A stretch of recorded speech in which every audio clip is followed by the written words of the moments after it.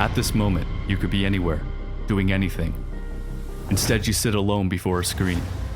So what's stopping us from doing what we want, being where we want to be? Each day we wake up in the same room and follow the same path to live the same day as yesterday. Yet at one time, each day was a new adventure. Along the way, something changed. Before, our days were timeless. Now our days are scheduled. Is this what it means to be grown up? To be free? But are we really free? Food, water, land, the very elements we need to survive are owned by corporations. There's no food for us on trees, no fresh water in streams, no land to build a home. If you try and take what the earth provides, you'll be locked away. So we obey their rules. We discover the world through a textbook. For years we sit and regurgitate what we're told, tested and graded like subjects in a lab, raised not to make a difference in this world, raised to be no different. Smart enough to do our job, but not to question why we do it. So we work and work, left with no time to live the life we work for. Until a day comes when we are too old to do our job. It is here we're left to die. Our children take our place in the game. To us, our path is unique, but together we are nothing more than fuel.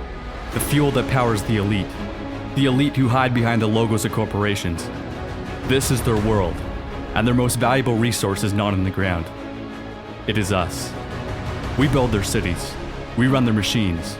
We fight their wars. After all, money isn't what drives them. It's power. Money is simply the tool they use to control us. Worthless pieces of paper we depend on to feed us, move us, entertain us. They gave us money, and in return, we gave them the world. Where there are trees that cleaned our air, are now factories that poison it. Where there was water to drink, is toxic waste that stinks. Where animals ran free, are factory farms where they are born and slaughtered endlessly for our satisfaction. Over 1 billion people are starving, despite us having enough food for everybody. Where does it all go? 70% of the grain we grow is fed to the animals you eat for dinner. Why help the starving? You can't profit off them. We are like a plague sweeping the earth, tearing apart the very environment that allows us to live. We see everything as something to be sold, as an object to be owned.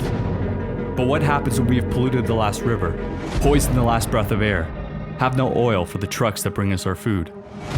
When will we realize money can't be eaten, that it has no value? We aren't destroying the planet, we're destroying all life on it. Every year, thousands of species go extinct, and time is running out before we're next. If you live in America, there's a 41% chance you get cancer. Heart disease will kill 1 out of 3 Americans.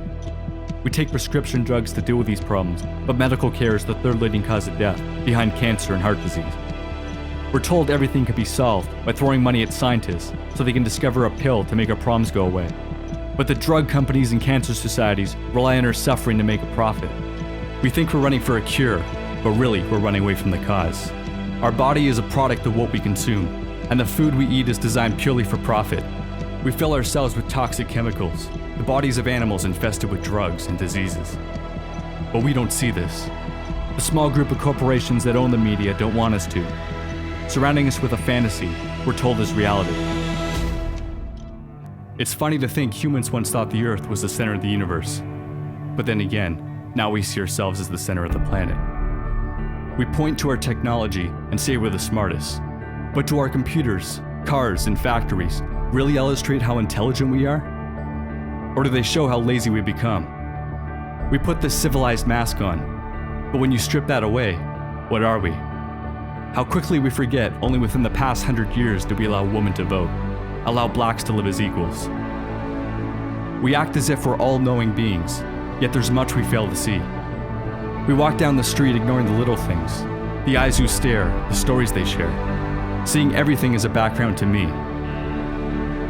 Perhaps we fear we're not alone, that we're a part of a much bigger picture. But we fail to make the connection. We're okay killing pigs, cows, chickens, strangers from foreign lands, but not our neighbors, not our dogs or cats, those we have come to love and understand. We call other creatures stupid, yet we point to them to justify our actions. But does killing simply because we can, because we always have, make it right? Or does it show how little we've learned, that we continue to act out of primal aggression, rather than thought and compassion? One day, the sensation we call life will leave us. Our bodies will rot, our valuables recollected. Yesterday's actions will remain. Death constantly surrounds us. Still, it seems so distant from our everyday reality. We live in a world on the verge of collapse. The wars of tomorrow will have no winners. For violence will never be the answer. It will destroy every possible solution. If we all look at our innermost desire, we will see our dreams are not so different. We share a common goal, happiness. We tear the world apart looking for joy, without ever looking within ourselves. Many of the happiest people are those who own the least.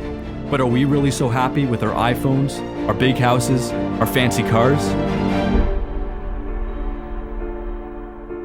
We've become disconnected, idolizing people we've never met. We witness the extraordinary on screens, but ordinary everywhere else. We wait for someone to bring change, without ever thinking of changing ourselves. Presidential elections might as well be a coin toss. It's two sides of the same coin. We choose which face we want, and the illusion of choice, of change is created. But the world remains the same. We fail to realize the politicians don't serve us. They serve those who fund them in the power.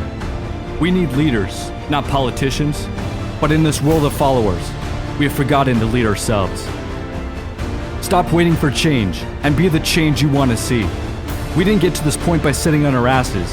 The human race survived not because we are the fastest or the strongest, but because we work together. We have mastered the act of killing. Now let's master the joy of living.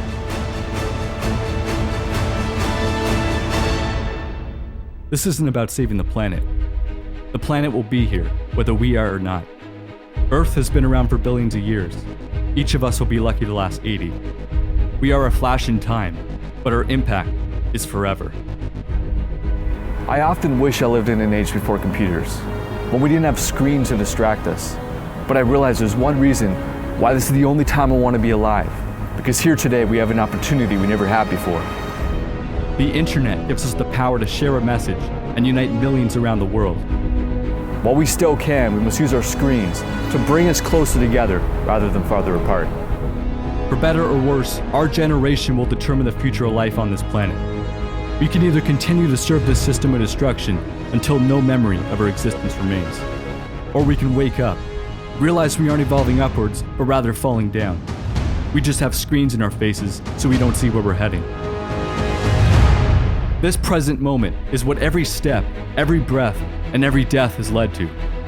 We are the faces of all who came before us. And now it is our turn. You can choose to carve your own path, or follow the road countless others have already taken. Life is not a movie. The script isn't already written. We are the writers. This is your story. Their story. Our story.